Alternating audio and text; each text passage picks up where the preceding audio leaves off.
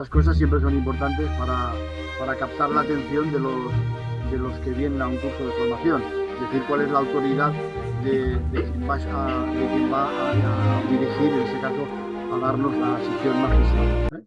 Miguel es Vale, ha sido profesor de la Facultad de Filosofía de la Universidad de Barcelona, es doctor en Filosofía por la misma facultad, ha sido traductor de las Naciones Unidas del 88 al 87, funcionario de la Comisión Europea durante 10 años, del 88 al 98, militante de la izquierda desde hace 50 años y como sí que sabéis todos, presidente del Consejo Nacional Político de nuestro partido. ¿Vale?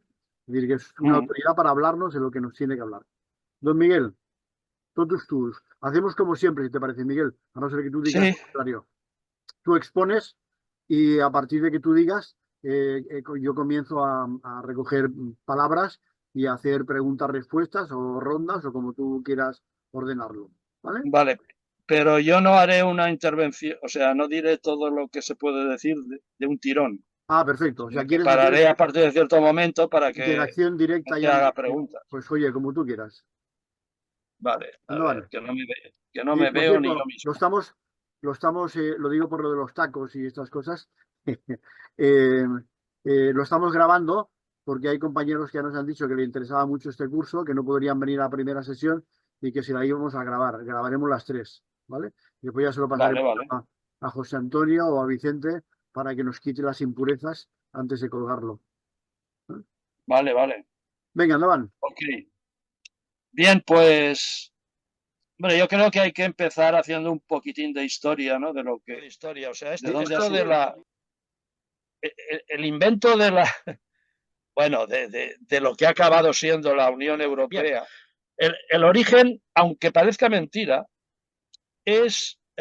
no son los Estados Unidos, pero es gente muy condicionada o muy, como diría yo, simpatizante y tal de la política de los Estados Unidos y concretamente de la idea de que tener presente que cuando acaba la Segunda Guerra Mundial hay solo dos grandes potencias, que son Estados Unidos y la Unión Soviética. Entonces, el gran temor, pues la Unión Soviética al principio, pues había conseguido no solo ni siempre por la fuerza, en algunos países por votación libre y tal, que hubiera gobiernos, podríamos decir, soviéticos, o sea, comunistas, no puramente comunistas, sino de algo así como Frente Popular, etcétera, pero en fin, eso tenía verdaderamente aterrorizadas a las élites, digamos, pues, del sistema. Y el padre del Cordero es Jean Monnet. Jean Monnet es un tipo que se formó en los Estados Unidos y viene con toda la ideología, no todavía neoliberal, ¿no? Pero liberal en el sentido más, digamos, más derechoso del término, ¿no?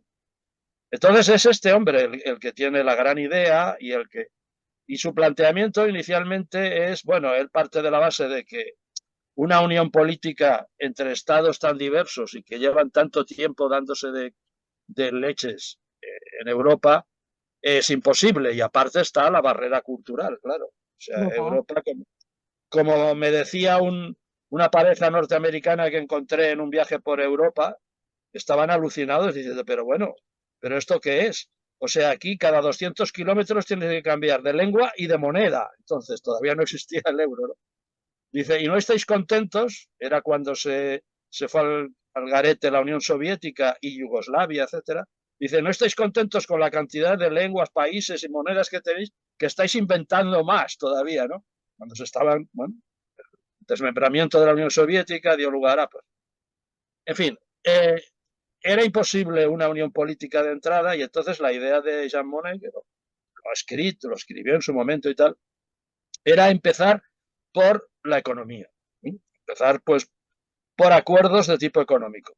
Entonces, claro, es verdad, tiene mucho fundamento histórico la idea de que las grandes guerras, al menos hasta la Primera Guerra Mundial, la segunda ya es diferente, pero hasta la primera estaba claro que lo que había lo que había provocado la guerra era los intereses contrapuestos de Alemania, por un lado, y Francia, por otro, bueno, y el Reino Unido.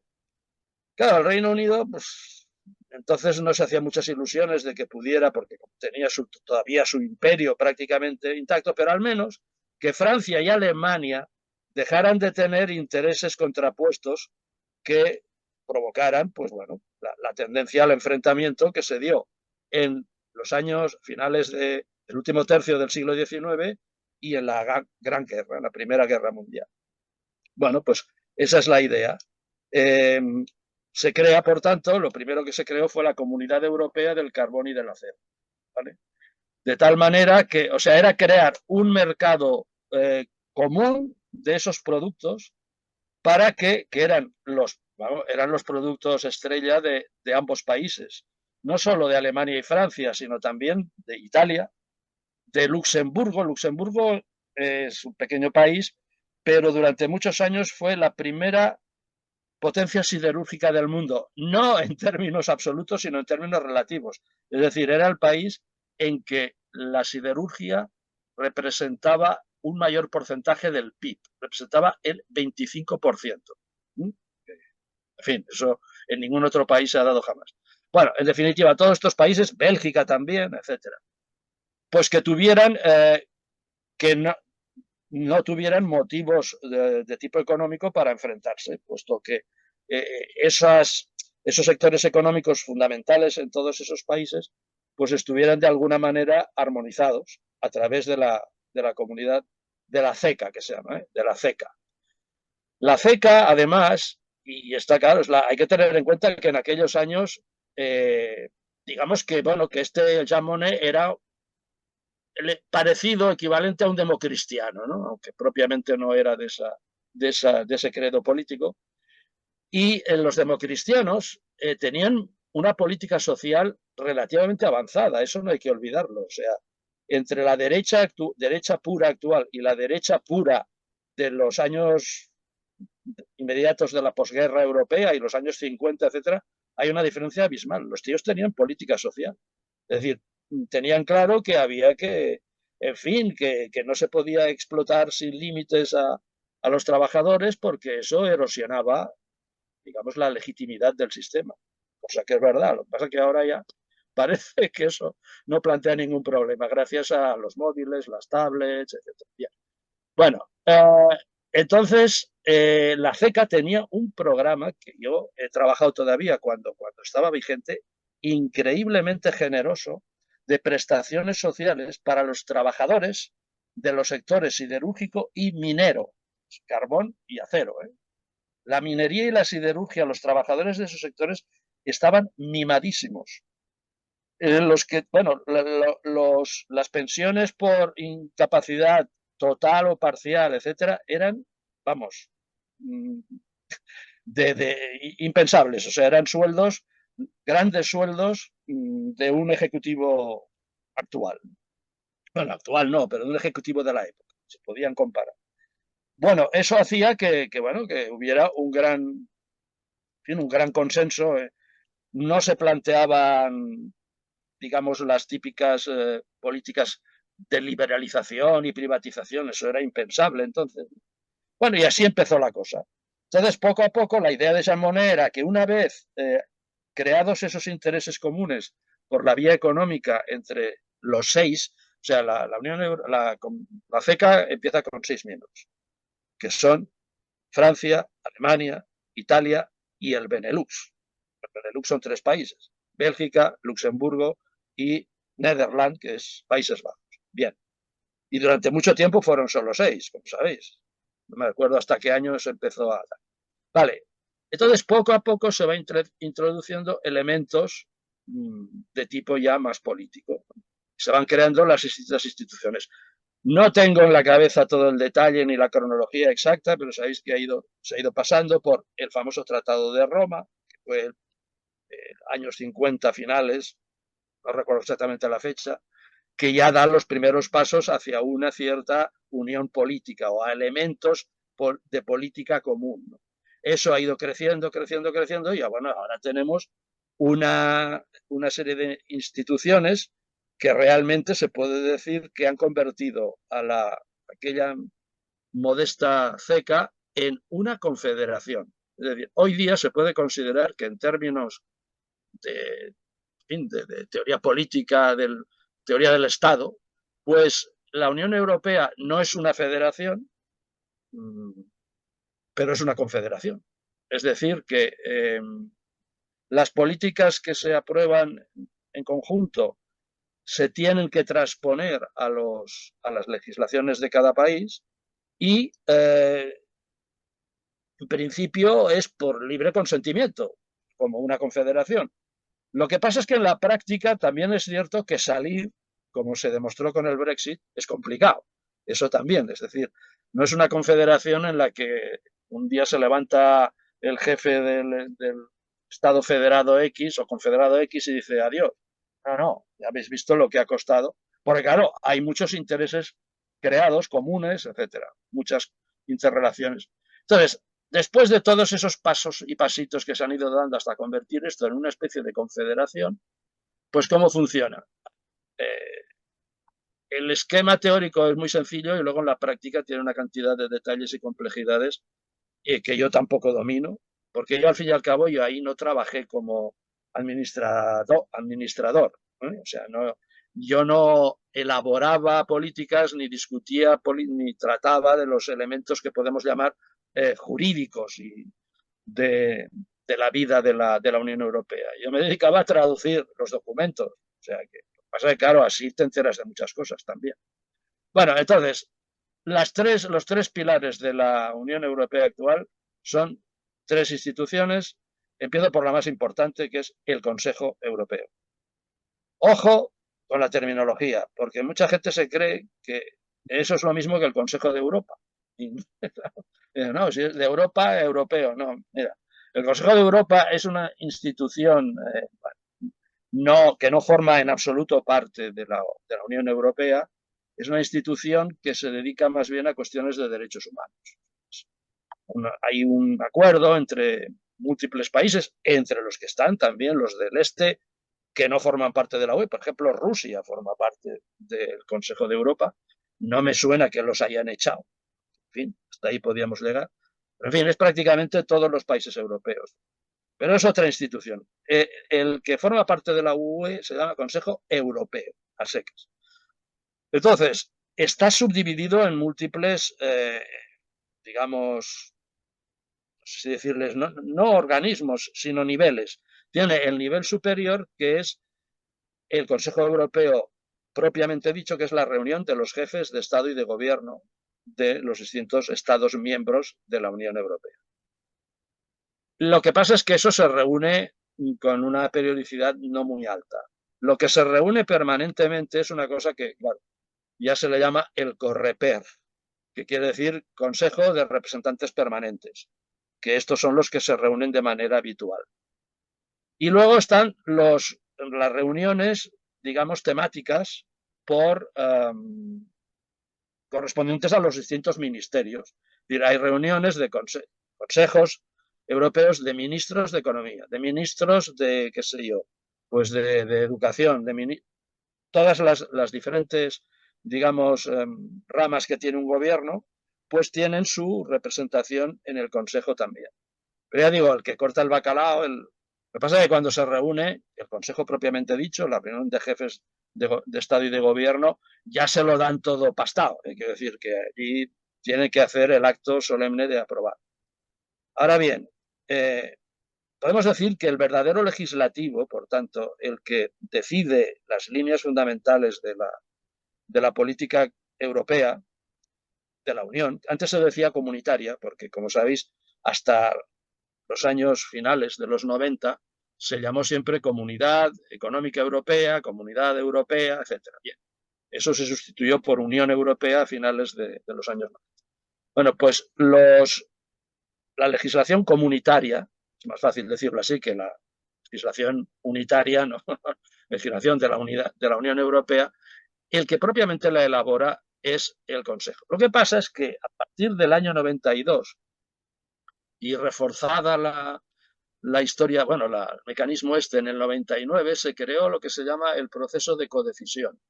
Es decir, que el Consejo no puede legislar solo, sino que tiene que legislar conjuntamente con el Parlamento. Y a partir de ese momento el Parlamento empezó a tener funciones parecidas a las que tiene un Parlamento propiamente dicho.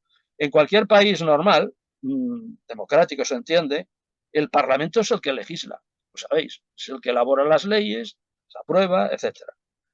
En la Unión Europea no. En la Unión Europea, en la práctica, el que, dado que está formado además por los jefes de gobierno de los distintos países, el que tiene realmente la sartén por el mango a la hora de legislar es el Consejo. Pero a partir de esos años que he dicho, se hace el paripé, en el fondo es un paripé, de discutir los proyectos de directivas, etcétera, si tienen trascendencia con el Parlamento. Y tienen que ponerse de acuerdo. Ahora bien, si no se ponen de acuerdo, ¿qué pasa? Pues pasa que la propuesta esa legislativa no sale adelante, pero el Parlamento no puede proponer enmiendas. O sea, claro, tiene, de lo que son las funciones propias de un Parlamento, tiene una pequeñísima parte, como veis, muy pequeña parte. No puede hacer enmiendas, o sea, que o se aprueba todo tal como te lo presenta el Consejo, o el Parlamento lo apruebas sin más, o no hay nada. Y entonces hay que volver a presentar otro, etcétera. Es decir, que el Parlamento lo máximo que tiene es un poder de bloqueo, de veto, si queréis, en cierto modo. Tal. Bueno, pero claro, en el Parlamento se entiende que no actúa por mayoría. O sea, que solo que haya una mayoría, por pequeña que sea del Parlamento, que esté a favor de lo que propone el Consejo, pues ya está. Entonces, las posibilidades que se tienen en el Parlamento Europeo de bloquear a los grandes grupos de partidos o sectores ideológicos que hay en la Unión Europea son mínimas. Porque, claro, los dos, ahora se ha ratificado otra vez, los dos grupos mayoritarios son el grupo, digamos, donde está el Partido Popular, que creo que se llama Partido Popular Europeo, ¿no? Y la alianza de socialistas y progresistas, que es el equivalente al grupo socialista, ¿no? Pues son los mayoritarios, ampliamente mayoritarios, aunque les ha salido una fuerte criada respondona pues en los llamados ultraderechistas, que ahí habría mucho que discutir el grado de ultraderechismo seguro, pero el ultra pues había que matizarlo bastante en muchos casos. Pero bueno, eso ya es secundario. Ese es el mecanismo de... Ahora bien, ¿quiere eso decir que los ministros o los consejos de ministros forman parte del consejo, etcétera, son los que elaboran? Pues no, ni siquiera ellos son los que le dan el marchamo de estatuto legal, las propuestas, pero quien elabora realmente las propuestas es la comisión. Y la comisión es un órgano, bueno, ya sabéis, el consejo, ya lo he dicho, está formado por los gobiernos de los distintos países. El Parlamento Europeo está formado por los eurodiputados que se eligen, que se acaban de elegir semana pasada y tal, domingo pasado. ¿Y quién nombra la comisión? Y aquí viene el punto más antidemocrático o menos democrático del tinglado este de la Unión Europea. Porque la comisión en realidad es una especie de duplicado del Consejo, porque está formada por unos llamados comisarios, claro, miembros de una comisión, pues comisarios, vale, que nombran los distintos gobiernos. Entonces, solamente tienen capacidad de nombrar, bueno, gobiernos, estados, porque no todos los que nombra el gobierno de cada uno de los estados son de la mayoría gubernamental. Normalmente se tienen en cuenta pues, los grandes grupos de sus parlamentos, ¿no? Quiero decir, en los últimos años, los comisarios españoles, pues eran, no me acuerdo cuántos eran, creo, al menos dos, al menos tiene que haber dos, pues uno o dos respondían a la línea PP y otro a la línea PSOE, y ya está, y déjate de historias. Entonces, claro, son tíos nombrados a dedo por los estados. práctica por los gobiernos, aunque procurando mantener un cierto pluralismo ideológico que responda pues, a la correlación de las distintas ideologías en cada estado. Y estos tíos, con toda su inmensa burocracia de la que yo formaba parte, ¿no? Que constituye la comisión, que es la entidad que tiene más gente, ¿no? Pues son los que van elaborando las distintas, digamos, normas, les llamaré normas porque son de dos clases, directivas y reglamentos. Las directivas son lo más parecido a leyes, de distintos rangos y tal, y los reglamentos, pues bueno, pues ya se sabe, son aquellas normas que desarrollan directivas, etc. El nombre de directiva se discutió mucho en su momento, es una traducción macarrónica del francés. En castellano se tenía que haber dicho directriz, que no existe, o sea, hasta que se inventó esto, hasta que España no entró en la Unión Europea, la palabra directiva no estaba reconocida, era adjetivo, una junta directiva, pero no era sustantivo, no se refería a lo que se refiere ahora. Bueno, pues se calcó del francés y ya está. Lo cual tampoco va mal porque así, si dices directiva, ya sabes que te estás refiriendo a una norma europea, no hay duda.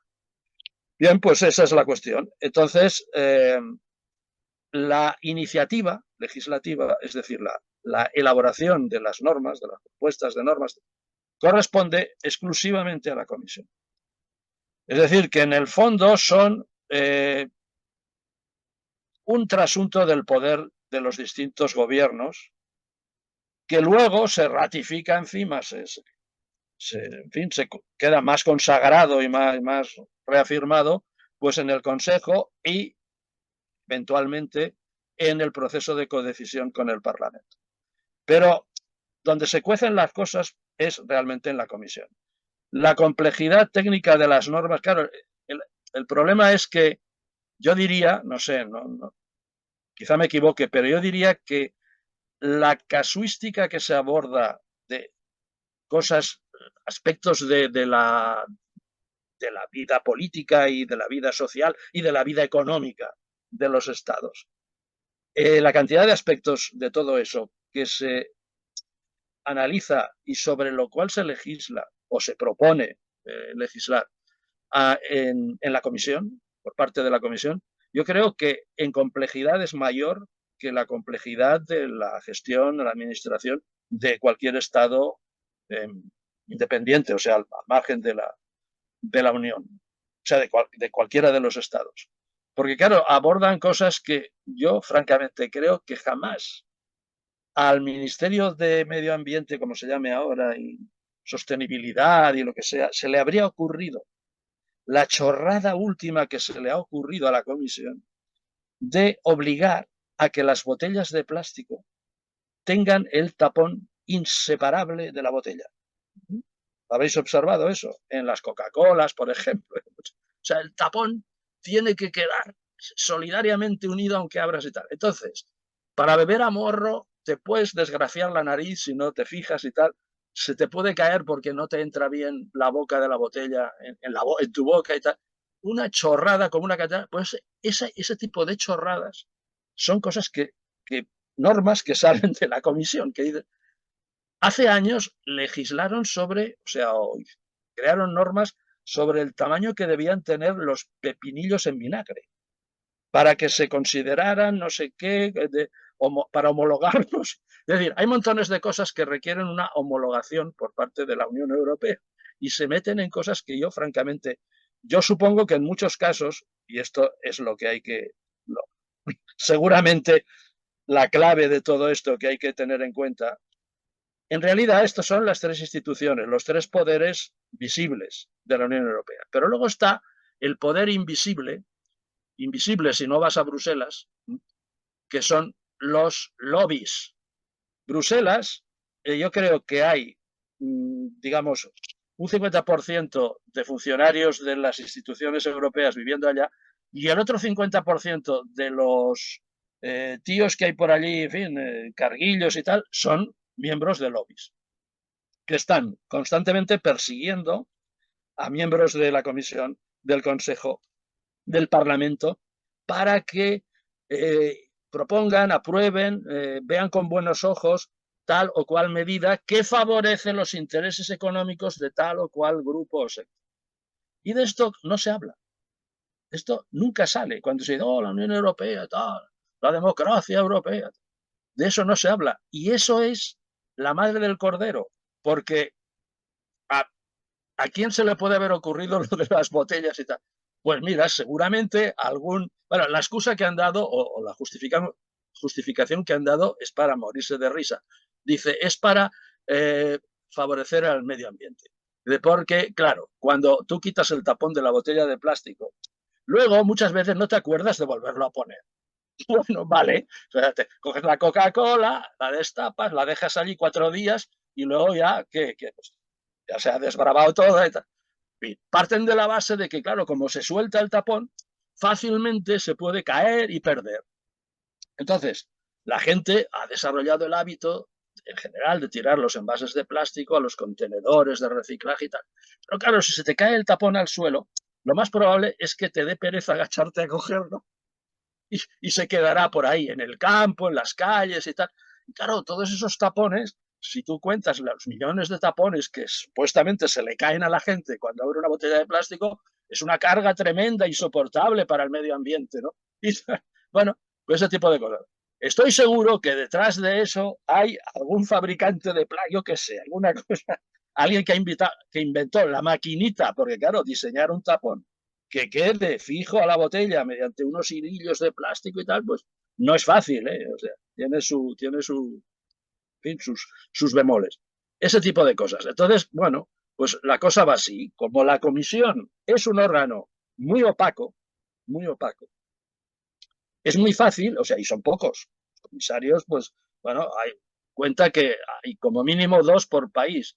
Pues bueno, se multiplica por el número de Estados miembros y te sale por lo que te sale. Creo que no llegan a 100, ¿no?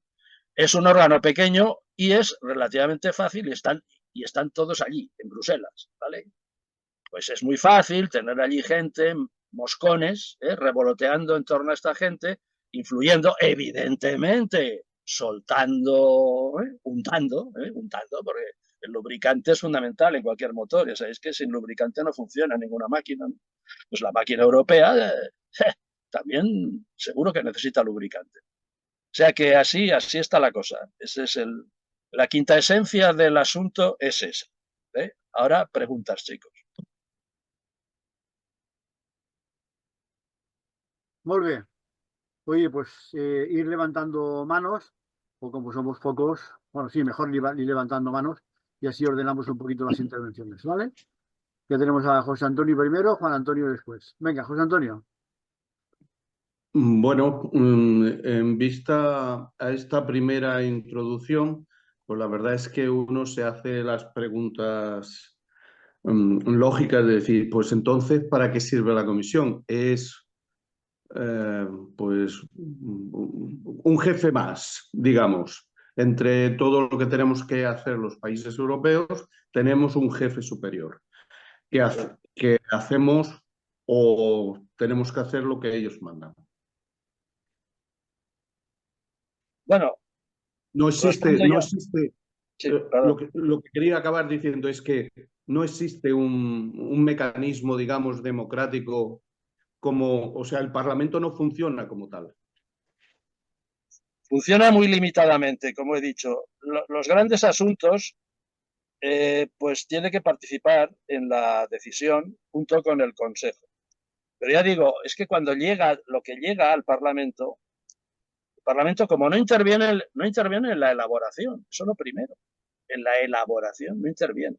En el Parlamento se pueden presentar mociones y propuestas y tal, pero no tienen valor legislativo, son declaraciones y tal. El Parlamento solo no puede decidir nada, solo nada sustantivo. Entonces, claro, todo viene primero de la comisión que elabora proyecto de norma, sea reglamento, sea directiva, etcétera. El Consejo que lo perfila, lo acaba de discutir y dice, pues sí, por aquí, por allá, y finalmente el Consejo va al Parlamento y dice, ¿qué chicos? ¿Os gusta esto, verdad que sí? Y pobres de vosotros que digáis que no. Ya se asegura de que de que los partidarios del grupo parlamentario al que, en fin, sobre el que tienen influencia los miembros de cada miembro del Consejo, pues esté bien dispuesto a votar a favor. Y así está. O sea el Parlamento tiene una pequeña parte de función digna propia de un Parlamento, muy pequeña. Pero claro, es que lo esencial de un Parlamento, señores, no es que simplemente se limiten a levantar la mano el día del pleno y a votar. No, es que tienen que elaborar. Muchas de las leyes las tienen que elaborar. El gobierno, claro, que presenta proyectos, pero bueno, luego están las comisiones parlamentarias que discuten y esto sí se puede modificar, etcétera, ¿no? Claro, el gobierno puede hacer decretos leyes también, claro, qué gracia. Y desde luego Pedro Sánchez creo que está batiendo todos los récords de legislar por decreto ley, que es la forma menos democrática y tal. Pero las leyes importantes son responsabilidad básicamente del Parlamento. Tiene que pasar por todo un proceso de elaboración que es el que mejor representa la voluntad popular. En cambio aquí en la comisión, pues, hombre, si puedes decir, hombre, los comisarios los nombran los estados, es decir, practican los gobiernos y tal, teniendo en cuenta al menos al partido jefe de la oposición, ¿no? Al principal partido de la oposición, y ya está. Y claro, como la gente ha votado a esos gobiernos, pues indirectamente ha votado lo que la comisión. Hombre, sí, claro, indirectamente. Directamente, pues mira, indirectamente aquí hemos decidido, pues, enviar armas a Ucrania, ¿no? Directamente. Claro, como si yo he decidido enviar armas a Ucrania, sí, porque usted votó y tal, y por tanto, pues así va la cosa. En fin. Juan Antonio.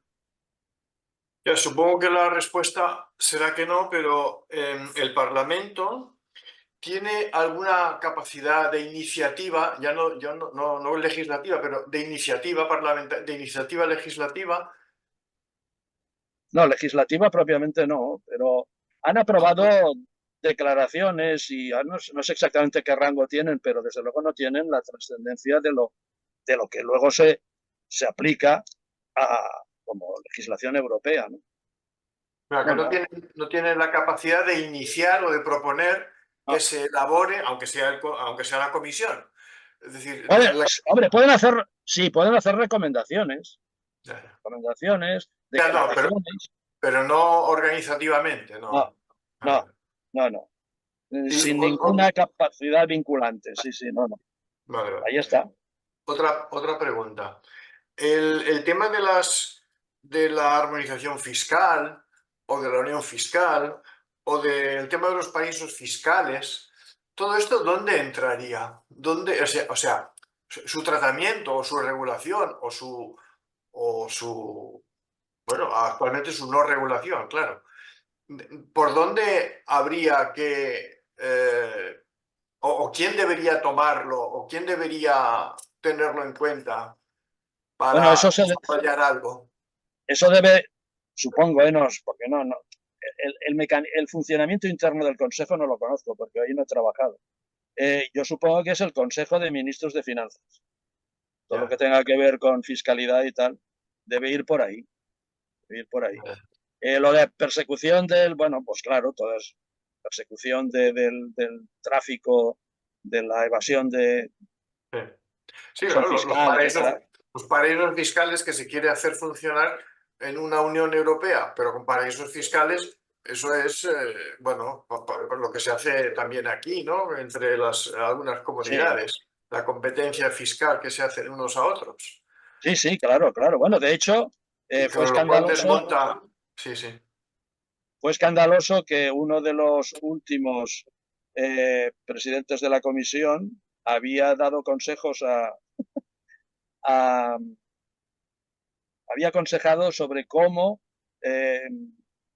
obtener ventajas fiscales en Luxemburgo.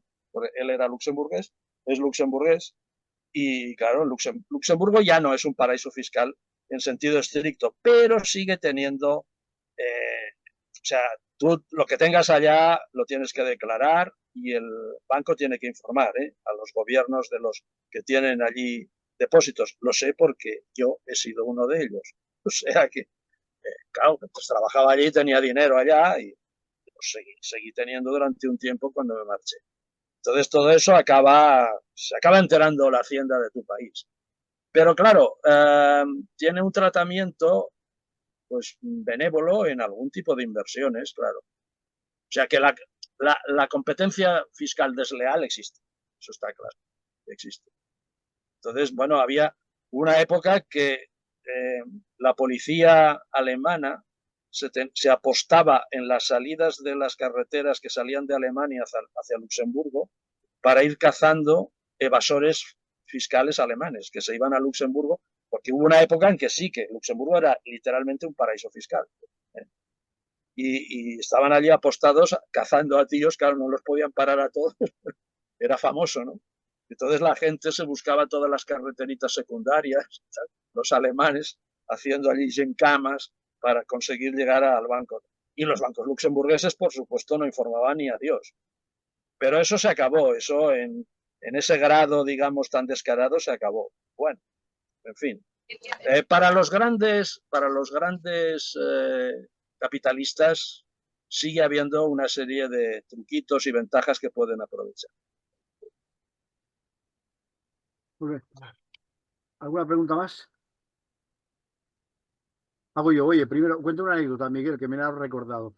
¿Os acordáis? José Antonio se acuerda más que nadie. Manuel Royes era el alcalde de Tarrasa y después presidente de la Diputación. Y le dio la vena Indepe y en el 2011 se piró junto con la Monsetura, el Nadal y toda aquella gente. Se piró. Y después en el 2014 volvió otra vez a la casa del padre. Y, bueno, y volvió al Consejo Nacional de Cataluña, que era el máximo organismo de dirección entre Congreso y Congreso. Ahí éramos 200. Bueno, pues en la imagen que yo tengo de este hombre, en su senectudia, me dio mucha pena, porque queriendo demostrar una sensibilidad ecologista exacerbada, pues lo teníamos toda la sesión, que eran 4 horas, recorriéndose mesa a mesa, recogiendo los taponcitos en las botellas de agua. Igual fue de algún lobby que después montaron lo del hilito. Pero bueno, bastante ridículo. Igual sí. Oye, las 2 preguntas quería hacerte. Entiendo entonces, por lo que explicas, Miguel, que la Comisión Europea equivale, aunque no se llame así, o sea, los comisarios europeos equivale a los ministros. Tienen que consensuar ahí las leyes, las directivas que saquen, ¿no? No exactamente, no. Los comisarios europeos equivalen, es que la tarea ministerial, de hecho, en la práctica queda, podemos decir, repartida entre la comisión, o sea, las tareas de los ministros quedan repartidas entre la comisión, o sea, los comisarios hacen el trabajo de menudo, detallado y tal. Sí. Los que luego presentan y dan su apoyo y tal a lo que propone la comisión son los miembros del Consejo. Entonces, la tarea ministerial, por tanto, está repartida entre los dos.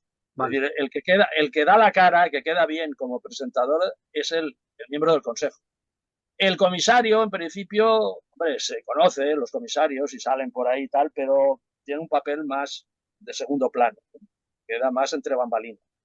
Pero por su especialización, quería yo entender que, por ejemplo, si la Teresa Rivera ahora ya dice que se ha presentado porque quiere ser la comisaria de Medio Ambiente, pues esta será la autoridad interna, ahí en esa Comisión Europea, de Medio Ambiente. Y después, sí, cuando quieran aprobarse las directivas, tendrán que hacerla los presidentes de gobierno, que son esos del Consejo Europeo. Sí, pero previamente pasa, a los presidentes se les da ya todo hecho. Previamente se reúnen los consejos de ministros de cada ramo. Por tanto, ahí se reunirá esta Teresa, podrá proponer lo que quiera, pero luego vendrá él o la ministra española de eso, del ramo, que tendrá que discutir lo que la Teresa haya propuesto, discutirlo en el Consejo. Vale. Y luego, finalmente, todo eso irá al Parlamento, pero no para que el Parlamento decida solo, sino para que decidan conjuntamente. Vale, entonces en el Consejo Europeo van tanto los presidentes de gobierno como los miembros de los gobiernos. Sí, los ministros. Vale, perfecto. Entonces se llama Consejo de Economía, Consejo perfecto. De tal, Consejo... Entendido. Muy bien. ¿Alguna pregunta más? Wilson tiene la mano. Wilson, adelante, Wilson. Saludos, muy buenas tardes para todos. Hombre, hoy Hola. no te vemos en la cama. Venga, venga. No, estoy en el salón aquí en Praga, estoy en el salón. A ver, yo por lo que hasta ahora hemos visto, este tema, lo mismo de siempre de los políticos, ¿no? Crear burocracia para, para que haya más gente haciendo cosas, probablemente no con la efectividad que se necesita. Pero así son las organizaciones, ¿no? Tenemos un Consejo Europeo que se supone que debe estar decidiendo situaciones. Y, por ejemplo, yo que tengo la oportunidad de comparar cómo se maneja una comunidad como esta, por ejemplo, en República Checa, que es de pleno derecho, miembro de pleno derecho de la Unión, cómo se maneja en España, uno ve muchas diferencias. Aquí, por ejemplo, se nota que falta mucho por hacer y que falta mucho en torno a la integración. Incluso ni siquiera aquí, por ejemplo, la moneda sigue siendo la moneda, la corona checa, porque todavía no se ha implementado el tema del euro. Y hay que ver el desorden que eso significa en este país. Tú, por ejemplo, vas a cambiar dinero. Yo vivo en el centro por Plaza Vieja. Y en Plaza Vieja, en menos de una cuadra, que son unos que 200, ¿qué 200? 40, 20, 30 metros, tú te encuentras con que en cada casa de cambio que te va encontrando, el precio de la moneda es distinto. Y tan distinto abismal, ¿eh? Que te puede encontrar que te pagan el euro en una 17 por 1 y en otra te lo pagan a 25, cosas así. Igual el tema de los cajeros. Los cajeros, si tú no conoces en cuál marca debes sacar dinero, te dan en la madre. Y las comisiones y todo esto, ¿no? Y hay mucho, yo diría que este país todavía funciona un poco, no con los estándares realmente de Europa en muchos sentidos. El tema sanitario aquí es complicado, complicado, complicado. Y hay situaciones, ¿no?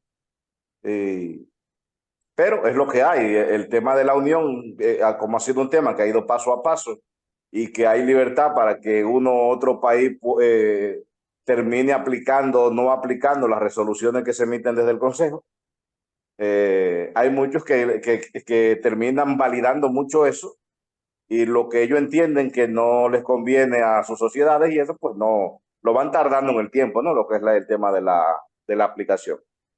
Pero supongo que esa es la norma y todo el mundo se tendrá algún resquicio para hacerlo tal cual lo hace, ¿no? Bueno, por en ahora, realidad, sí, eso. sigue. Martín, disculpa, yo voy a cambiar de dispositivo porque estoy en el móvil y quiero cambiar al ordenador para que me haga el favor. Voy a salir de las reuniones desde el móvil y voy a entrar por el ordenador para que me permita entrar, por favor. Yo te doy la otra, sí, sí. Venga, gracias. Ahora, ¿alguna intervención más, chicos? Bueno, sobre esto que decía Wilson, tened en cuenta que todavía no están todos los actuales miembros de la Unión Europea en el euro. Claro. O sea, por ejemplo, no lo está Polonia, a la que cada vez se le atribuye un papel más importante en la Unión Europea. Aprovechando que tienen unas rencillas históricas con Rusia pues, tremendas, aunque hay dos sectores. O sea, en Polonia está el sector más, digamos, nacionalista polaco, que son muy antirrusos, pero hay un sector minoritario que al revés, más bien. Pero bueno, eso ya. Tampoco, bueno, yo no sabía que la República Checa todavía no estaba en el euro tampoco. No me extraña, ¿no? Sigue con su corona. Sí, sí. El Reino Unido, hasta que se salió, todos los años que estuvo, se implantó el euro y durante unos años todavía que siguió el Reino Unido dentro de la UE, no cogió el euro, o sea, no entró en la unión monetaria, vaya. El euro es, o sea, lo del euro se llama la unión monetaria. que no es requisito para ser miembro de la UE, no tienes por qué necesariamente ingresar en la UME, la Unión Monetaria. Pero bueno, depende de tu situación. A Grecia, por ejemplo, fue un gran error que la dejaran entrar en la Unión Monetaria. Grecia no tenía nunca que haber entrado porque para que la moneda, para que el euro tuviera un valor más o menos fiable, estándar, tenía que representar a unas economías que tuvieran un grado de solvencia similar. Y la solvencia de Grecia, sabéis que hicieron trampas, ¿no? O sea, el gobierno griego maquilló las cuentas de una manera tremenda y asesorado por Lehman Brothers. Es decir, aquella financiera esta norteamericana y tal, en la que trabajó un exministro español, el señor de Guindos, ¿no?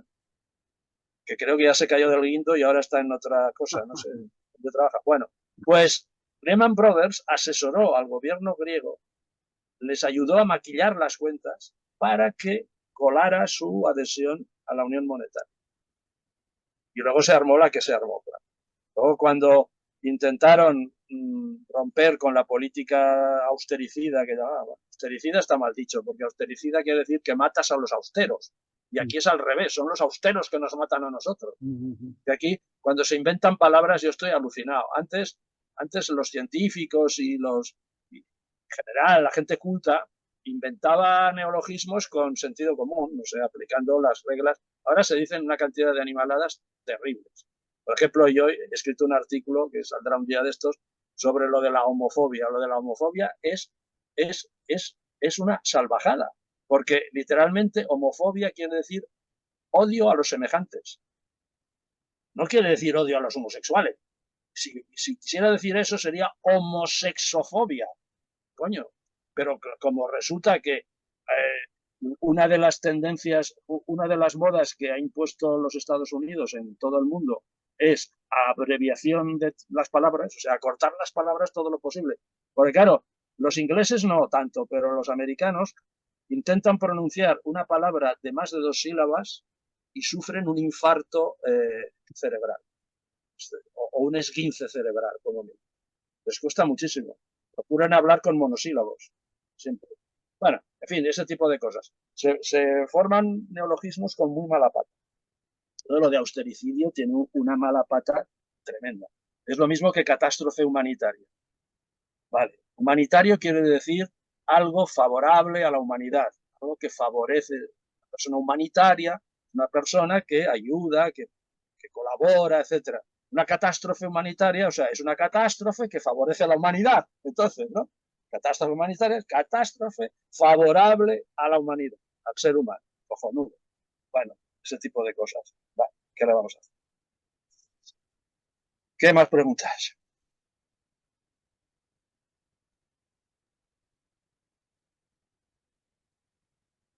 Debes haber explicado muy bien, Miguel, porque nadie tiene preguntas. Bueno, puedo Juan Antonio, añadir. Juan Antonio. Bueno, yo por hacer una pregunta así un poco gorda, es decir, ¿interesa la Unión Europea o no interesa? Mira, Porque claro, aquí está claro que en todos los casos hay cuestiones que están a favor o aspectos que son favorables y aspectos que son desfavorables, ¿no? Entonces, en concreto, con respecto a la soberanía o con respecto a las cuestiones sociales, está como muy difícil el tema de poder manejarse a esos niveles, ¿no? sí. Entonces, no sé si el estar en contra, pues digamos que también tiene su sentido, ¿no?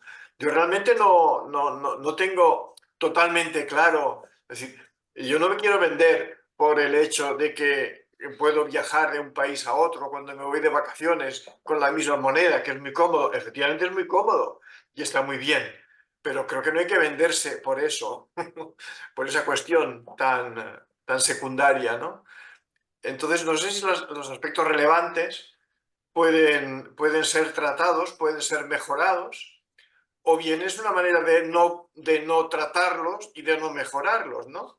Como parece ser la dinámica que llevamos, al menos en muchas cuestiones y muy importantes, ¿no? Por eso no sé si la pregunta procede o no, pero No, no, bueno. y claro que procede, claro que procede. Mira, esto es, aquí se podría decir, de la Unión Europea, desde España, podríamos decir que tú me matas y sin ti me muero. Aquella famosa frase. Tú me matas y sin ti me muero. España entró con el caramelo que le pusieron en la boca, el caramelo de los fondos estructurales. Es decir, España recibió, y hasta hace poco creo que todavía sigue siendo receptor, de la tira de pasta para mejorar las infraestructuras, por ejemplo. En este momento, la red de carreteras españolas, descontando las autopistas quizá y tal, más o menos, supera con creces a la red de carreteras francesa. O sea, la red de carreteras francesa es una mierda comparada con la red de carreteras española. Todo eso me lo han dicho amigos que viven en Francia y que vienen y viajan y dicen, bueno, esto antes era al revés. Y la italiana también. No... Sí. Ya.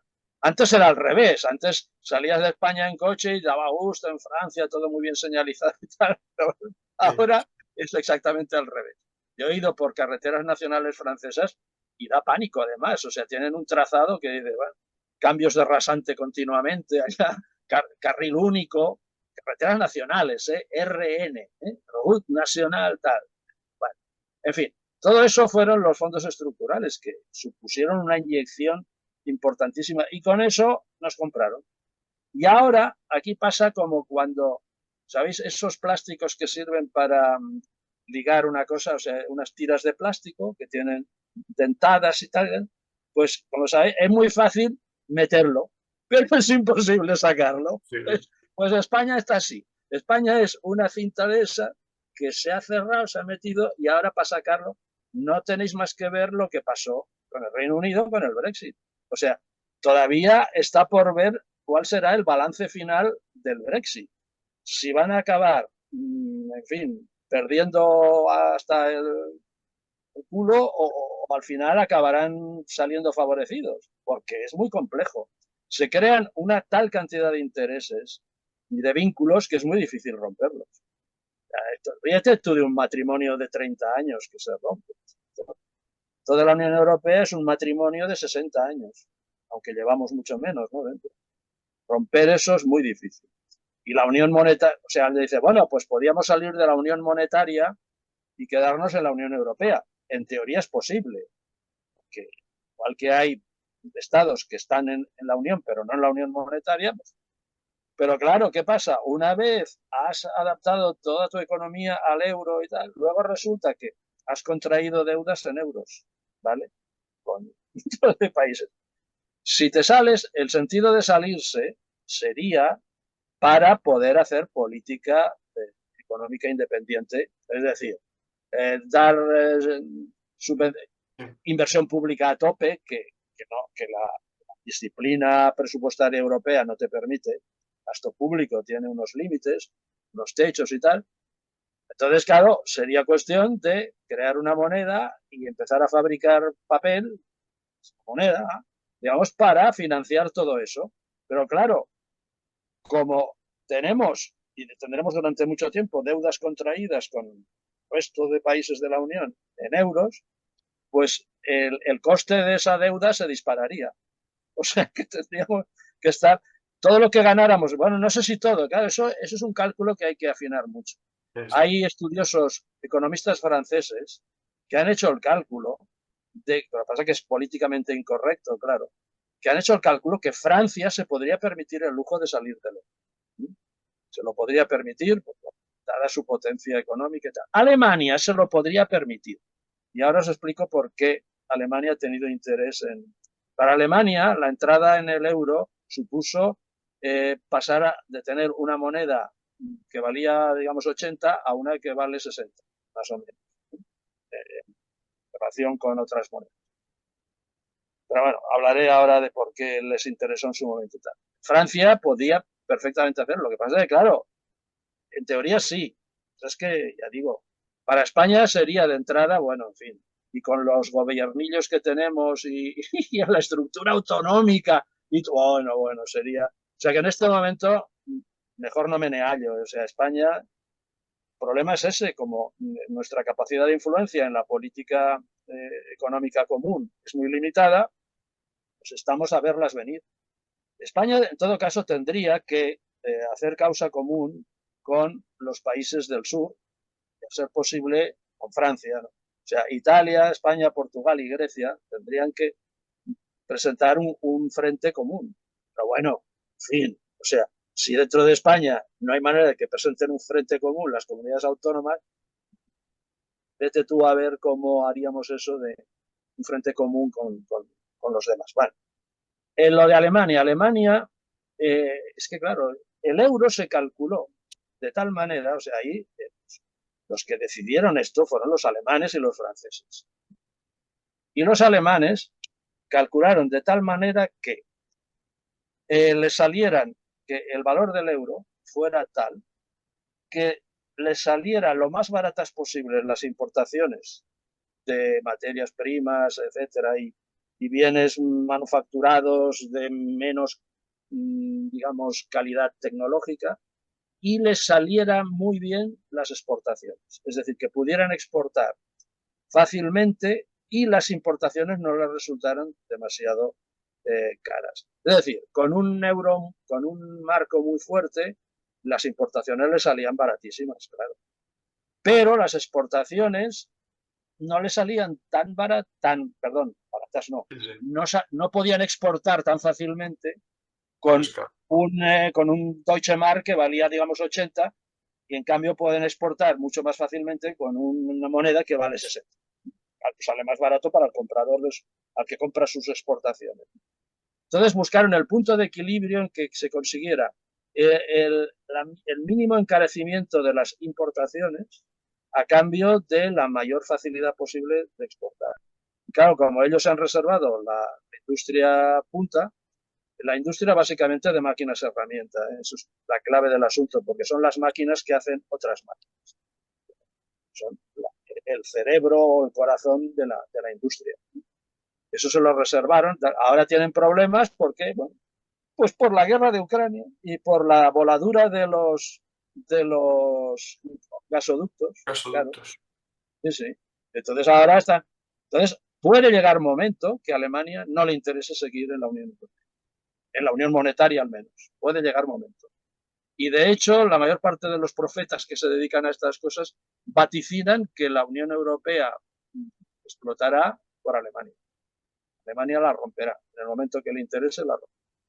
Igual que Alemania, en el momento que a Alemania le interese la independencia de Cataluña, Cataluña será independiente. Eso que quede claro. Eso se lo oí decir nada menos que a un cura de Vic, de cerca de Vic, con el que cené una noche, una historia que sería larguísima de explicar, en plena aplicación del 155, fui a dar una charla a Vic sobre un tema filosófico, ¿qué tal? Y el otro ponente era un cura, en fin, especialista en San Agustín, un tío muy listo, muy majo y tal, y el tío dijo eso, ¿no? Esto de la independencia de Cataluña, no hay que hacerse ilusiones, el día que a Alemania le interese, Cataluña será independiente, mientras no le interese nada, igual que Yugoslavia saltó por los aires cuando a Alemania le interesó que saltara por los aires, porque a Alemania le interesaba tener como satélites a Croacia y a Eslovenia, que eran y en cambio a Serbia que les dieran por el saco. Entonces, pues, una cosa. De hecho, en la guerra de Yugoslavia, el ejército croata consiguió grandes victorias porque a Alemania le pasó todo el material, el armamento pesado de la República Democrática Alemana a la que acababa de absorber. ¿Recordáis que en 91 y tal, el proceso ese, pues absorbió a la República Democrática Alemana, el material bélico de la República Democrática, al estar unida a Alemania, que estaba en la OTAN, pues Alemania utiliza armamento propio, los famosos Leopard y armamento formato OTAN, ¿no? Entonces el material este que no era compatible con el formato OTAN se lo pasaron a Croacia. Y Croacia recibió de golpe una inyección de armamento pesado brutal con la que ganó todas las batallas. Y eso fue lo que acabó de reventar la Federación Yugoslava. Era una federación, pobrecito. Paco, habías levantado la mano antes.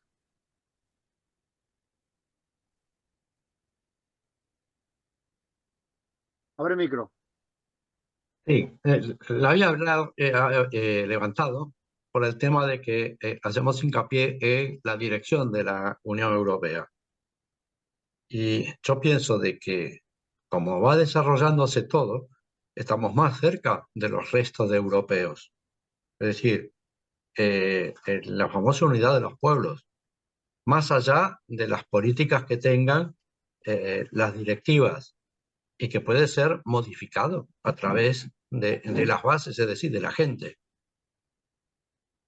Yo lo interpreto por ese lado, es decir, de no salirnos de la Unión Europea, de no buscar nada, es decir, formarnos para luego desde adentro hacerlo. Porque hay muchísimos estados y muchísimos países fuera de la Unión Europea que gozarían un montón el día que se rompa la Unión Europea. Porque están deseando romper y hacen todas las políticas, especialmente Estados Unidos, Sí, sí. para romper la Unión Europea. Es decir, Sí. que es un grano que ellos tienen encima. Era eso, nada más. Sí, toda la razón, toda la razón. Y hombre, yo creo que con las poblaciones se pueden tejer, o sea, directamente, sin pasar por los gobiernos, poco a poco se pueden tejer solidaridades. De hecho, las protestas de los campesinos han sido un cierto ejemplo, ¿eh? O sea, ha habido marchas de agricultores, campesinos, desde Polonia hasta aquí, ¿eh? O sea, toda Europa, ha recorrido toda Europa. Y recuerdo, por cierto, eso que os decía de Polonia, una marcha de agricultores polacos iba encabezada por un tractor y el tractor llevaba adelante un cartel que decía: Putin sigue avanzando hasta Bruselas. Porque, Sí. claro, se quejaban de la política comunitaria con el campo. Y no solamente el campo, es decir, las deslocalizaciones de fábricas. Sí, claro. Eso tenemos que combatirlo. Sí, sí. Es decir, si nos llevan a fábricas, nos quedamos sin empleo rentable. Es decir, hubo, por ejemplo, no sé exactamente, pero era en Francia, una siderúrgica que se iba a Sudáfrica. Los sindicalistas franceses hicieron un viaje a Sudáfrica para hablar con sindicalistas de Sudáfrica. Se pusieron de acuerdo y entonces, apenas llegaba esa fábrica allí, le iban a parar todo los sindicalistas africanos. Al final decidieron quedarse en Francia. Es decir, explicándoles cuál era la situación al pueblo, digamos, o a los sindicalistas, a los trabajadores de Sudáfrica. Y Sí. por ese lado nosotros podemos llegar a acuerdos con otros países. Claro, dentro de la Unión Europea, o si no, fuera de la Unión Europea. Hombre, hay una organización que se llama Confederación Europea de Sindicatos, la CES, donde están pues todos los grandes sindicatos, CT, comisiones obreras, de los españoles, de los otros países también.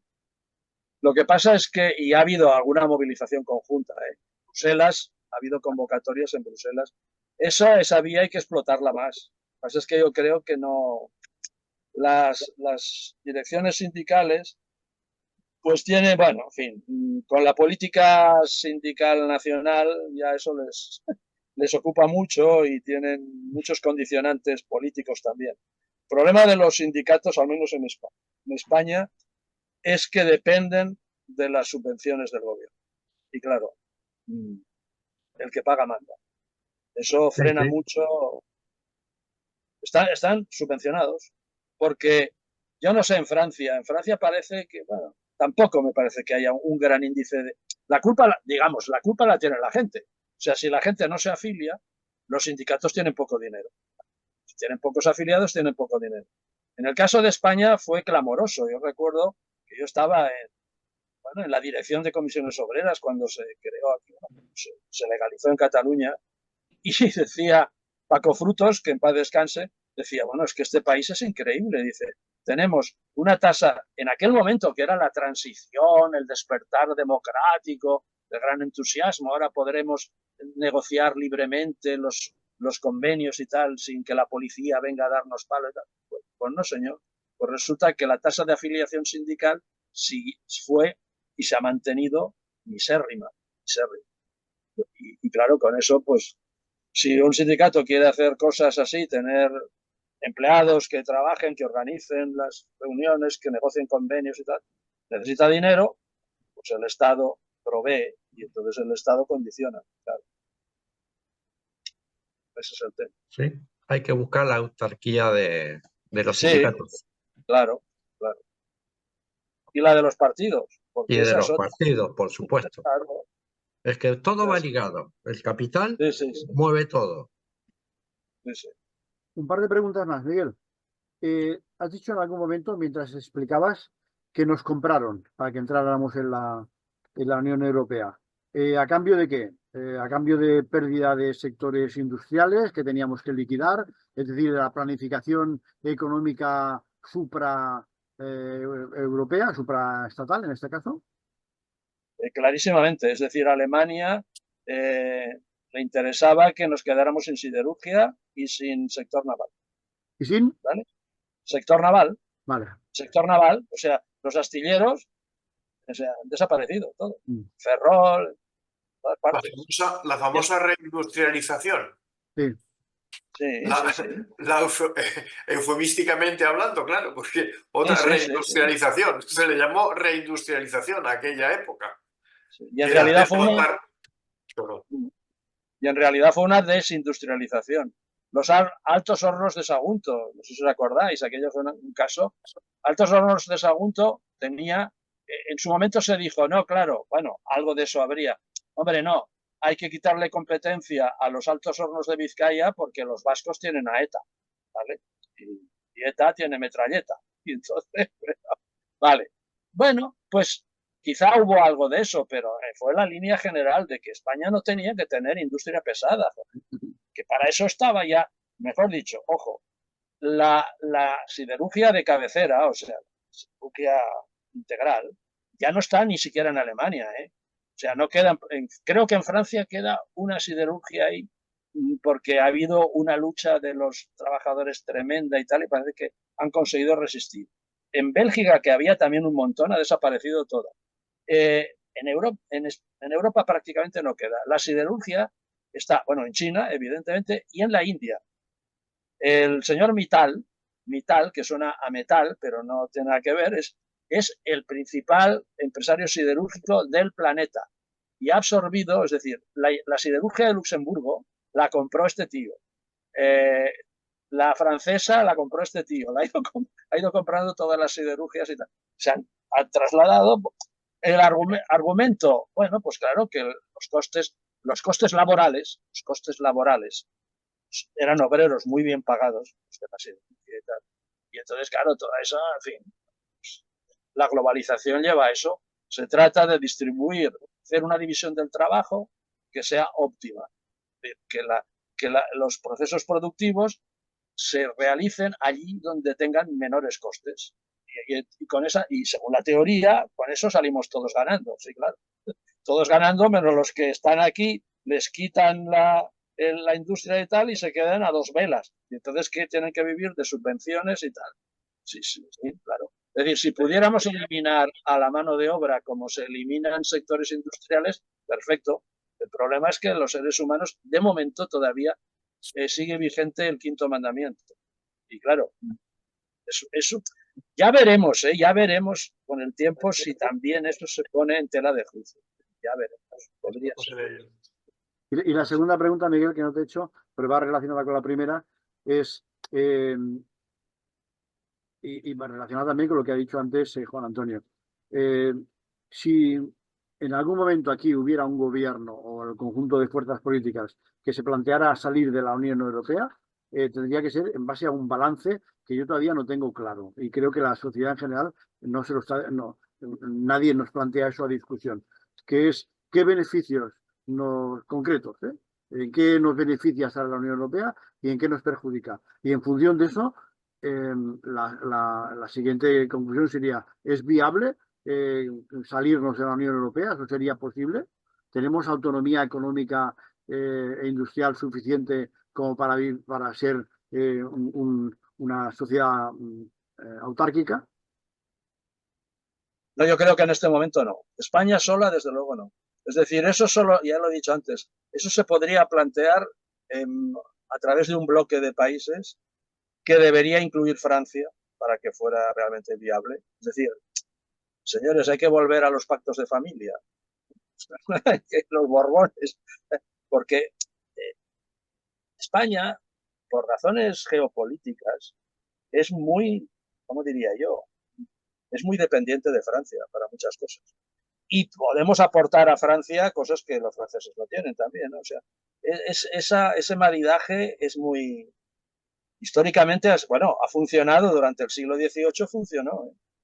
El siglo de probablemente mayor bienestar general en España, partiendo de la base de que había mucha miseria y tal, pero haciendo el promedio estadístico y tal, el siglo probablemente más próspero para España fue el siglo XVIII. Cuando funcionó el pacto de familia de las dos dinastías, de Francia y Alemania, que eran la misma casa. Vamos a ver. Lástima que se perdió la batalla de Trafalgar, ¿no? Y que luego Napoleón quiso, pues se pasó. Si Napoleón hubiera actuado de otra manera, en plan de no tratar de imponer tanto los patrones franceses y imponer a su hermano de rey y todo eso, aunque hay que decir que cuando se conmemoró el centenario de Pepe Botella, que como se publicaron libros de historia de la época que dejaban en muy buen lugar la gestión del gobierno de José I. O sea, hizo una serie de reformas muy positivas. Pasa que, claro, como por otra parte iban en plan de arrasar con todo tipo de oposición y, claro, crearon una resistencia en contra de la que se aprovechó la reacción. O sea, la principal reacción contra la ocupación francesa venía de los sectores eclesiásticos y de ciertos sectores de la oligarquía, que veían un peligro en las ideas ilustradas y tal, y todo eso, y las reformas napoleónicas. Claro, Napoleón fue el que creó la administración moderna. O sea, los estados europeos tienen una estructura administrativa, unas burocracias que están inspiradas todas ellas en las reformas administrativas que hizo Napoleón. Entonces, en definitiva, de cara a lo que preguntas, yo no lo veo. El primer paso sería llegar a un acuerdo, crear un grupo de presión importante dentro de la Unión Europea. O sea, el primer paso tendría que ser crear ese grupo de presión que obligara a cambiar las políticas europeas. Porque en principio, una buena Unión Europea que no discriminara a unos países respecto a otros, porque el problema ahora, insisto, es que al no haber mecanismos redistributivos ni armonización fiscal, es que no hay armonización fiscal en la Unión Europea, es que eso es increíble. Tenemos la misma moneda y resulta que tenemos 27 haciendas diferentes. Claro, es alucinante, totalmente alucinante. ¿Por qué? Porque eso interesa a los países más potentes dentro que sacan beneficio de eso, ¿no? Entonces, hay un dumping fiscal brutal.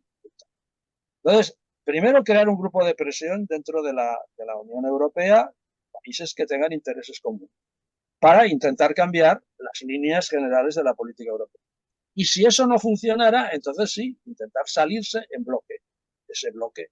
Pero estados sueltos no, ninguno, yo creo que ninguno, ni siquiera Francia en solitario podría. Y a continuación de eso, de salirse, establecer acuerdos económicos sólidos y tal con países extracomunitarios que podrían ser, mira, Argelia y Marruecos. Lo que pasa es que, claro, Marruecos con España tiene, pero bueno, en ese marco de lograr acuerdos y bloques y tal, pues podría. El problema con Marruecos, ¿sabéis qué es? Que Marruecos es una marioneta de Estados Unidos. O sea, es un fantoche de Estados Unidos, que lo utiliza, lo que decía Paco, con toda la razón. Estados Unidos se la tiene jurada a la Unión Europea. O sea, por una parte, le interesó en su momento crear un bloque que frenara la expansión de las ideas socialistas que venían del este, ¿no? Y llegado cierto momento ya no interesa, ya es más problema que solución.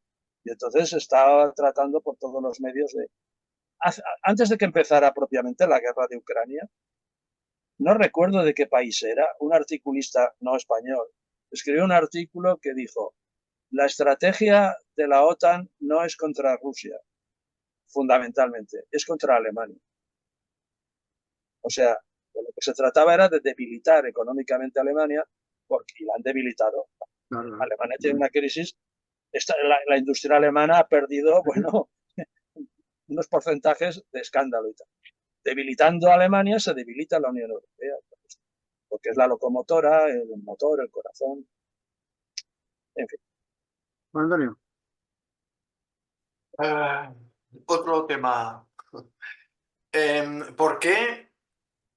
¿Por qué el desarrollo de las relaciones entre España y el resto de países hispanohablantes, o sea, Sudamérica y Centroamérica, no se ha desarrollado, o no se ha intentado, o al menos la idea que tengo yo no tengo mucha noción de historia, pero es decir, antes de desarrollar la Unión Europea, no se podía haber intentado desarrollar ese otro aspecto.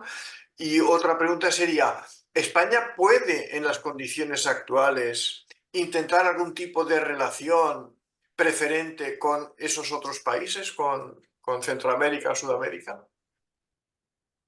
Bueno, se podía haber intentado. El problema es que con el franquismo aquí, pues resultaba difícil, ¿no? O sea, México sería México, Argentina, pero claro, ya en Argentina aquí había un sistema de extrema derecha. En la Argentina con Perón, pues está bien, ¿no? En México, que era un país, bueno, país democrático y tal, pero con un nivel de corrupción, vamos, o sea, estratosférico, ¿no? Y por otra parte, con unas malas relaciones con España obvias, puesto que habían acogido con los brazos abiertos a todo el exilio republicano de aquí, y con Franco no querían saber nada. Fue muy difícil, en esa época era muy difícil. Más el factor que no hay que perder de vista, la pérfida Albión. Desde el siglo XVIII, uno de los objetivos de política exterior de Inglaterra, no hay por qué echarle la culpa solamente a eso y tal, y no hay que caer en la tontería de decir que la leyenda negra, bueno, la aprovechó Inglaterra, no la inventó Italia primero y luego Holanda, los Países Bajos. Pero bueno, es igual. Pero la utilizó Inglaterra y era porque era un competidor. En fin, el Imperio Español era un competidor importante con su propio imperio. Pues, había que fastidiarlo todo lo que pudieran. Entonces, la independencia de los países de América Latina, de Hispanoamérica, fue muy fomentada y favorecida y apoyada por Inglaterra. Eso está clarísimo y es archiconocido. Entonces ha procurado siempre meter cizaña para que primero para que se rompiera el Imperio Español, que de todas formas se había acabado rompiendo, porque los procesos de descolonización son imparables. Pero en fin, se podía haber hecho de manera mucho más suave, manteniendo lo que ha hecho el Imperio Inglés, se ha convertido en la Commonwealth. La Commonwealth es una cosa más nominal que real, pero bueno, es que hasta determinados puntos, mantener esa estructura nominal tiene también su interés. De hecho, hay intercambios dentro de la Commonwealth que son interesantes. España podía haber salido de la etapa imperial creando, pues eso, una especie de mancomunidad de hispanoamericana, algo así. Pues no se hizo, pues por muchas razones. La cizaña metida, es que Inglaterra apoyó decididamente a Bolívar. O sea, Bolívar se refugió en Inglaterra un tiempo y tal, y por todas partes apoyó, dividió a los independentistas argentinos también, pero apoyaba a unos y no a otros para que salieran favorables a sus intereses. Y de hecho Argentina, bueno, eso nos lo puede decir Paco mejor, ha sido, bueno, es uno de los países donde el tren circula por la izquierda, me parece. Creo que la compañía que construyó los primeros ferrocarriles en Argentina era británica, creo. No sé, ya me dirá Paco, me parece que es así. Y no solo eso, sino en otras cosas. Hoy día se podría intentar. En Latinoamérica hay decididos partidarios de eso, son minoritarios. Bueno, está este hombre que es un poquillo así, bueno, no, hay quien lo considera un reaccionario con tal, bueno, pero tiene cosas interesantes. El Marcelo Gullo, que creo que se pasa en sustituir la leyenda negra por una leyenda rosa, se pasa, pero él, por ejemplo, es un decidido partidario de restaurar unos ciertos vínculos entre los países de la hispanidad o de ese tipo de cosas. Se podría intentar. Claro, en España, por otra parte, el problema que tenemos es que como somos cosmopaletos, no somos cosmopolitas, somos cosmopaletos. Entonces, a la gente le gusta codearse con los rubios altos y ricos de la Europa del Norte, ¿no? Y en cambio, pues con los panchitos no. Los panchitos pobres, pues no. Esto es rebajarse. Claro. Es decir, porque podemos hablar de supremacismo de muchos tipos, pero el supremacismo es una enfermedad que se contagia, como la mala leche en el ejército, la mala leche del coronel se traspasa al comandante, el comandante la traspasa al capitán. Te lo digo, cuando yo hacía la mili, teníamos un sargento que era bastante encantador y agradable, pero en cuanto aparecía el capitán, de día por allá, se convertía en una fiera corrupta, porque tenía que demostrar que trasladaba toda la mala leche de saberse subordinado y tal, y amenazado por si no hacía las cosas bien, tratando a los reclutas pues a patadas. Pues ese tipo de cosas. El supremacismo es una enfermedad que se contagia de arriba abajo, va bajando. Y somos, bueno, en los Estados Unidos, es que es las sucesivas olas de migración. Los peores enemigos de los negros, bueno, de los negros ya ni hablo, es decir, las oleadas sucesivas de inmigración fueron los irlandeses. Los irlandeses, a raíz de la enfermedad de la patata en Irlanda, que murieron no sé cuántos y tuvieron que emigrar otros tantos millones, concretamente la costa este de Estados Unidos se llenó de irlandeses, y concretamente en Nueva York y tal. Entonces, ¿qué pasó? Bueno, con el tiempo fueron escalando y llegó un momento, y creo que todavía se mantiene esa tradición, un porcentaje casi, yo diría, mayoritario de mandos de la policía de Nueva York son de origen irlandés. Vale, entonces llegan los italianos. La oleada de italianos que llegaron un poco más tarde. Los más represores, odiadores de los italianos, los irlandeses, que eran los que habían llegado antes. Luego llegan los negros. Entonces, bueno, los judíos primero. Lo que pasa es que los judíos se saben espabilar mejor, ¿no? También a los judíos los trataron de pena, los italianos, que habían sido los anteriores. Y luego llegan los negros y con los negros ya se mete todo el mundo. Bueno, luego llegaron los latinos. Los latinos, bueno, pues los latinos son pisoteados o no se dejan, en general no se dejan, pero digamos son vistos con malos ojos, con aires de superioridad y tal, menos por los negros, que siguen estando en la base, en el último nivel, por razones, en fin, de distinción racial y todo eso. Pues ahora están en el último piso, en el sótano, están ahora los latinos. Bueno, así va la sociedad humana.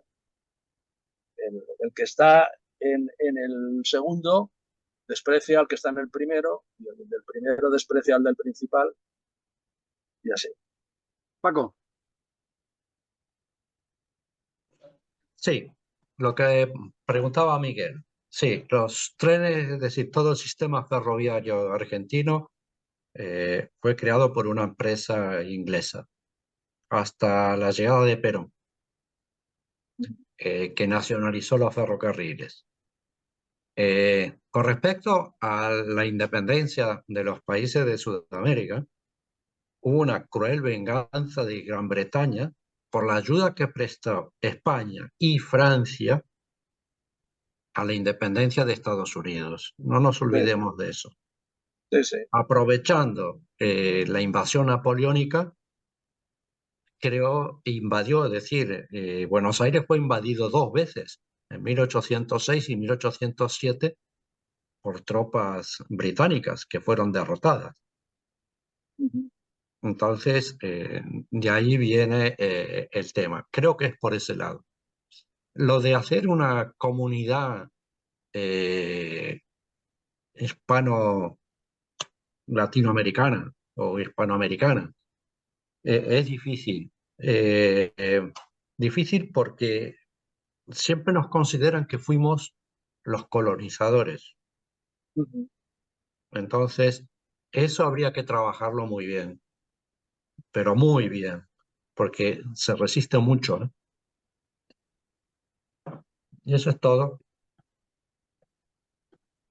Abundando en ese punto, además resulta que España ha cometido recientemente un error de actuar en plan casi de neocolonizador en relación con la Argentina. Por ejemplo, cuando se compró Aerolíneas Argentinas fue comprado por Iberia, creo. No, y entonces, la CEPI. Bueno, la SEPI directamente, vale. Bueno, fue comprado por Capital Español, ¿no? Entonces, para además hacer la patochada de vendérselo a American Airlines, creo, o a una compañía americana, ¿no? Que como me dijo un amigo argentino, dice, eso es como encargarle el banco de sangre a Drácula. Exacto. Porque los que vaciaron Aerolíneas Argentinas justamente fue American Airlines. Claro. Pero hubo más Mira, cosas, ¿no? Hay Sí. una historia con Aerolíneas Argentinas. Yo en esa época ya estaba fuera de Iberia y todo, pero seguía manteniendo mis buenas relaciones. Cuando se estaba, la primera privatización que quisieron hacer en Argentina fue la empresa de Telefónica.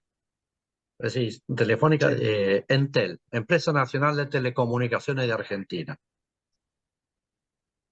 Y entonces lanzaron el globo sonda con la privatización de Aerolíneas. No hubo ningún postor, nadie quería comprar Aerolíneas Argentinas. Entonces no sé qué ministro llama al presidente de Iberia y dice, ¿por qué no compran Aerolíneas Argentinas? Dice, porque somos competencia, no somos complementarios. A Europa desde Sudamérica tenemos las mismas rutas y no necesitamos tener otra empresa más para hacer lo mismo. Bueno, que sí que no, el Menem, que era el presidente de Argentina, Felipe González era el que estaba de este lado, y dice, oye, que me compren Aerolíneas Argentinas porque si no se cae lo de Entel. Ahí apareció la CEPI. La CEPI y mandaron como directores allí a personal de Aviaco. No era de Iberia. En principio era Aviaco, que hicieron un desastre. Entonces recién apareció Iberia con un par de directores que tenían una noción de lo que era el negocio internacional. Y de ahí, bueno, la verdad que fue muy, muy feo todo eso, ¿eh? Sí. Sí, hubo... Y mira cómo fue el contrato ese de American Airlines, que ellos tenían un sistema de reserva que se llama Cyber, y cuando estaba Iberia operaban con Amadeus. Lo cambiaron a su propio sistema, que era el Cyber, y le hicieron un contrato que todavía lo tienen en vigencia. Aerolíneas Argentinas todavía están en el sistema Cyber. Bueno, y así fue todo. Por eso te digo que hay que hacer un trabajo muy fuerte, como para demostrar de que sería conveniente y que no nos vean como nuevos neocolonizadores, sino que nos vean como iguales. Exacto. Miguel, te hago una pregunta más ya estratégica desde una perspectiva de izquierdas. A ver, teóricamente, siguiendo nuestras teorías marxistas, si el capital tiende a monopolizarse y la clase trabajadora tendríamos que tender a lo mismo para hacer la guerra a un enemigo más grande, tenemos que ser más grandes. Es decir, manteniendo esa teoría, en principio todo tendría que apuntar a que tendríamos que ser la izquierda en general precursores de unos Estados Unidos de Europa de 500 millones de habitantes que pudiera hacerle frente y competir, desde, en este caso a nivel económico y para eso hace falta instituciones políticas, con los otros grandes mercados mundiales, Estados Unidos, Rusia y China. Y el otro mercado entonces sería Europa. Yo creo que además por ahí vienen los intereses tanto de China como de Rusia como de Estados Unidos en cargarse en la Unión Europea. Los tres coinciden en lo mismo. ¿Por qué? Porque quieren cargarse un competidor económico, ¿vale? Y de ahí las tonterías estas que salen, que todavía no tenemos constancia muy clara de que sea verdad o no, de que los chinos y los rusos en algún momento han tonteado con los independentistas catalanes. Pero bueno, voy a la pregunta en concreta. Aparte de este, quítame aquí esas pajas, que no son menores, nuestra alternativa como izquierda no tendría que ser plantear la unión política, que es la forma de influir, como tú dices. Teníamos que crear sitios donde influir para que las cosas se hicieran más democráticamente en la Unión Europea. ¿Cuál es la forma de influir? Pues que el Parlamento Europeo legisle de verdad y que haya un ejecutivo de verdad elegido por la gente desde abajo. Y entonces que haya una democracia delegada, como cualquier otro país, pues una democracia de los Estados Unidos de Europa. A mí eso es lo que de toda mi etapa, que no he renunciado todavía, de federalista o de estudios federalistas, eso es lo que a mí me ha quedado. Y no encuentro ninguna otra alternativa mejor que esa, hablando de futuro. ¿En qué tendríamos que invertir las personas de izquierda en España? ¿En decir que hay que salirse de la Unión Europea? Yo creo que no, por las preguntas que ya hemos hecho antes y que tú nos has contestado, de viabilidad económica. Y por el tema de soberanía, pues la forma es patada adelante. Oye, consigamos la soberanía en Europa de tal forma que los soberanos, es decir, los votantes, los 500 millones, podamos votar, ¿no? ¿No sería esa la alternativa a apoyar desde la izquierda? Sí, lo que pasa, en teoría sí. El problema es que, ¿cómo te diría? Por una parte está esa idea que si realmente hubiera armonización fiscal, hubiera política redistributiva. Si el Banco Europeo, Banco Central Europeo, estuviera sometido a directrices políticas. Es que uno de los, que no he citado, muchos elementos que hacen totalmente anómala la Unión Europea como un superestado, no es un superestado, es una cosa muy, muy heterogénea y muy tal. Tiene elementos de confederación, como digo, pero ¿dónde se ha visto que el banco de un Estado sea totalmente independiente del Estado? ¿Dónde se ha visto eso? Bueno, pues en Europa, en la Unión Europea. Claro, hay que corregir una cantidad de cosas tremenda que hoy por hoy, dada la correlación de fuerzas que existe en Europa, los sectores que controlan esto, bueno, que son los grandes oligopolios, que son los que controlan a través de que si los lobbies de Bruselas y a través de los distintos gobiernos hacen muy difícil, o sea, avanzar en la dirección esa, que sería lo ideal, resulta que es muy irreal. Aquí lo ideal choca, o sea, se identifica con lo irreal. Por tanto, es lógico que haya un movimiento y habría que jugar.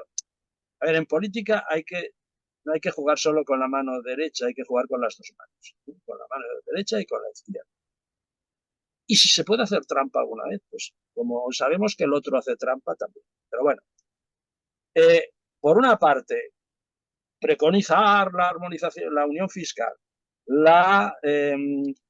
el control político del Banco Central Europeo y una serie de cosas más, poder legislativo real del Parlamento Europeo.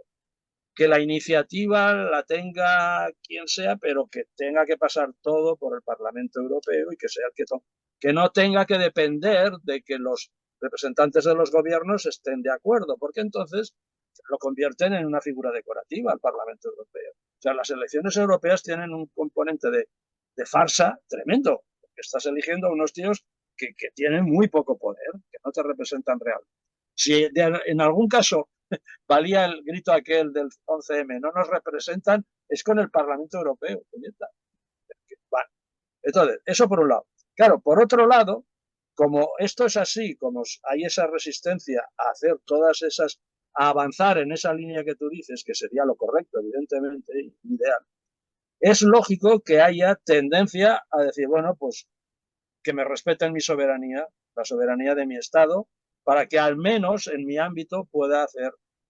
A ver, es lo mismo, mutatis mutandis, que yo me pongo en la piel de un independentista que no obedezca a intereses espurios de tipo económico, como son los de cierta burguesía catalana, que ya le interesaría no tener que pagar impuestos a una entidad mayor como el Estado español, que pudiera gestionar, tendría más capacidad de manejar, de controlar la economía en Cataluña, con Cataluña independiente. Eso está clarísimo. Pero ponte en la piel de un independentista que no es pro-capitalista, que no es pro-burgués y tal. Dice, puñeta, si me encuentro con que en el Estado español gobiernan unos tíos que no paran de abusar de la gente, en fin, que hacen unas políticas que perjudican a, no ya solo a Cataluña, sino a los habitantes de Cataluña. Bueno, pues si yo consiguiera salir de esa especie de cárcel y montarme un chiringuito aparte y aquí hacer las cosas mejor, pues es muy tentador, ¿no? Esa visión es la que ha convencido a mucha gente de buena fe, del movimiento independentista. No nos creamos que todos son, pues eso, los típicos supremacistas, racistas que no quieren saber nada.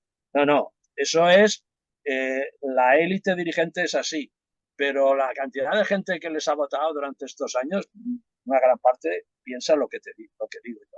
Y ese movimiento se puede trasladar al conjunto de Europa. O sea, claro, de esto han hecho bandera partidos de extrema derecha o de derecha muy derecha, ¿no? Como el partido de Fide, Hungría. Los polacos, tanto el que gobernó antes como el que gobierna ahora, pues en fin, van un poco por ahí. El de ahora no tanto. El que había antes sí, claramente. Eslovaquia, 3/4 de lo mismo. Y en Francia, Marine Le Pen va también por ahí. Claro, muchos son claramente reaccionarios, pero otros no tanto. Es decir, el caso de Hungría es un caso muy peculiar, porque, por ejemplo, cuando la pandemia, el gobierno que aplicó más medidas sociales fue Hungría, de ayuda a las pequeñas empresas y a los trabajadores, y un impuesto especial a las grandes empresas no exclusivamente húngaras, es decir, las transnacionales, un impuesto especial para tal. O sea, aplicó una serie de políticas con una clara orientación social. Luego, pues claro, la división, la separación de poderes, pues no la respetaba, no la respeta como se debería, etcétera. Pero claro, responde a la tendencia de la gente a decir, bueno, si esta casa se está quemando, pues me salgo de esta casa y me monto un chiringuito aparte, ¿no? Entonces habría que jugar un poco con eso, decir, oiga, por eso decía yo lo del bloque de países. Si se forma un bloque de países dentro de la Unión Europea que tienen problemas similares, son los del sur, Italia, España, Portugal, Grecia, y empiezan a decir, oiga, o nos tomáis más en serio o ya veremos lo que hacemos, ¿no? Primero presionar a través en el Parlamento Europeo, si los comisarios respectivos en la comisión hacen valer esos planteamientos, ahí tienen mucha fuerza los comisarios, los que representan a cada estado en la comisión, etcétera. Claro, eso ya se convierte en una fuerza importante. Pues por ahí, o jugamos todos o rompemos la pelota. Esa es la famosa frase de los chavales, ¿no? Claro. Entonces, jugar un poco, decir, oye, o vamos para adelante o vamos para atrás, pero tal como estamos ahora no podemos ser. Esa sería la idea. Vamos, yo lo veo así. Muy bien. ¿Alguna pregunta más, compañeros? ¿No? Bueno, pues oye, con la ayuda de Miguel nos has aportado, y coincidiendo con las elecciones europeas, algo más de luz, ¿no? Para nuestra interpretación de lo que está pasando en la Unión Europea, que por cierto, con los resultados que han habido en las últimas elecciones, pues la izquierda ha retrocedido a nivel global y la derecha ha aumentado a nivel global, aparte de la extrema derecha. Es decir, que la resolución de todo lo que hemos estado planteando aquí estará más difícil en estos 5 años que los años anteriores, ¿no?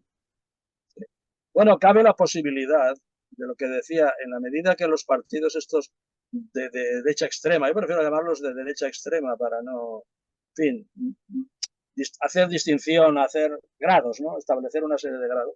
Si estos se ponen en plan nacionalista quiere decir, oiga, queremos más soberanía, o sea, poco más de soberanía en la toma de decisiones, o sea, que no nos impongan aquí la comisión que dice que tal, que el déficit no puede, no, vamos a discutirlo. Bien, eso puede ser positivo, si se ponen en ese plan, veremos en qué plan se ponen, porque estos, cuando están en la oposición, dicen una cosa y cuando, bueno, todos, ¿no? Cuando llegan a la Meloni, por ejemplo, hacía unas promesas que sedujeron a mucha gente y en cuanto llegó al gobierno dijo, de lo dicho nada, ¿no? Bueno, como Sánchez, joder, claro, sí. Es que tenemos aquí un ejemplo que tal. Eso podría de alguna manera servir. Bueno, os acabo con una anécdota que me pasó a mí, lo digo porque como ahora está el tema este de la guerra y tal. El año 97, 96 o 97, claro, cuando ya estaba claro que se había deshecho y disuelto la Unión Soviética, y entonces resultaba que la OTAN se había quedado sin enemigo. O sea, cuando la OTAN se quedó sin enemigo, se planteó un gravísimo problema. Y a mí me pasaron un texto que había elaborado la comisión, discutiendo, examinando las dificultades que esto creaba para la industria armamentística europea. ¿Vale? Y que este era un problema serio y que había que ver cómo se resolvía. No decía nada del otro mundo, o sea, no decía que había que promover guerras para tal, claro, no decía eso, ¿no? De todas formas, era un documento de alto secreto que a mí me dijeron que una vez lo hubiera traducido, me lo pasaron en inglés y lo tenía que traducir al español, no, todas las lenguas lo tenía que traducir, que una vez lo tuviera, lo enviara por correo electrónico y destruyera la copia que yo tenía. Pues cumplí a rajatabla, no me quedé ninguna copia, pero me acuerdo más o menos de lo que decía. Eran consideraciones muy vagas, pero demostraba eso, que claro, que era un problema eso de que hubiera desaparecido la Unión Soviética, con lo bien que nos iba tener un pretexto para seguir fabricando armas y tal. No daba ninguna solución especial, decía, aprovechar tecnologías que se puedan, claro, reciclar a la vida civil, evidentemente, eso está bien, es lógico. Pero era sintomático el grado de preocupación que demostraba. Y sobre todo que se quisiera mantener en secreto porque quedaba muy mal, ¿no? Decir, hombre, qué pena que se ha acabado la Guerra Fría, qué pena, ¿no? En fin, pues eso. Muy bien, Miguel, pues muchísimas gracias por tus enseñanzas, compañeros. Cerramos aquí y os recuerdo que lo hemos grabado y que cuando acabemos las 3 sesiones lo editaremos, ¿vale? Vale. Buenas noches, gracias, molt bé. Buenas noches, muchas gracias a todos. A todos. Sí, Chao. Buenas noches, gracias. Muchas gracias.